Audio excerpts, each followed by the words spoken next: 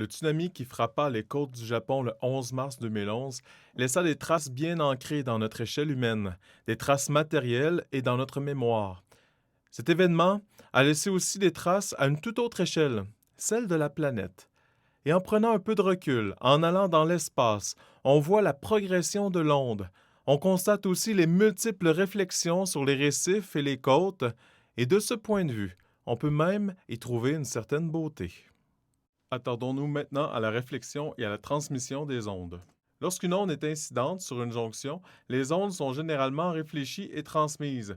Par exemple, ici la situation initiale sur une corde, d'un côté avec une masse linéique mu1 et de l'autre côté avec une masse linéique mu2. L'onde incidente va frapper la deuxième densité de masse linéique. La situation finale, une onde réfléchie et une onde transmise avec des amplitudes différentes. L'amplitude AI pour onde incidente, amplitude AR pour onde réfléchie et l'onde transmise, AT. Si la fréquence n'était pas la même d'un milieu à l'autre, il y aurait une accumulation ou une disparition des crêtes à la jonction, ce qui n'est pas possible.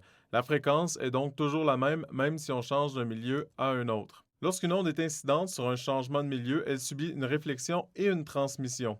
Ici, plus bas, nous avons une onde incidente avec un milieu de densité linéique plus faible. Elle va frapper un milieu de densité linéique plus élevé. On parlera alors de réflexion dure. Notez bien ici, l'onde réfléchie va revenir déphasée par rapport à l'onde incidente. L'onde transmise n'est jamais déphasée par rapport à l'onde incidente. Lorsque nous retrouvons cette fois-ci avec un milieu de densité linéique plus élevé comme milieu incident et que par la suite on rencontre un milieu de densité linéique plus faible, on appelle cela une réflexion molle. Remarquez, l'onde réfléchie ne sera pas déphasée par rapport à l'onde incidente. Pour ce qui est de l'onde transmise, elle ne sera pas déphasée non plus. Les amplitudes changent.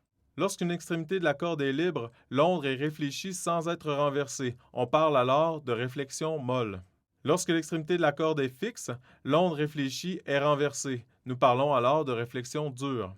Lorsqu'une extrémité est fixe, l'onde sinusoïdale réfléchie est déphasée de π par rapport à l'onde incidente. Lorsque l'onde rencontre un milieu, nous remarquons que la longueur d'onde dépend de la vitesse de propagation dans chacun de ces milieux.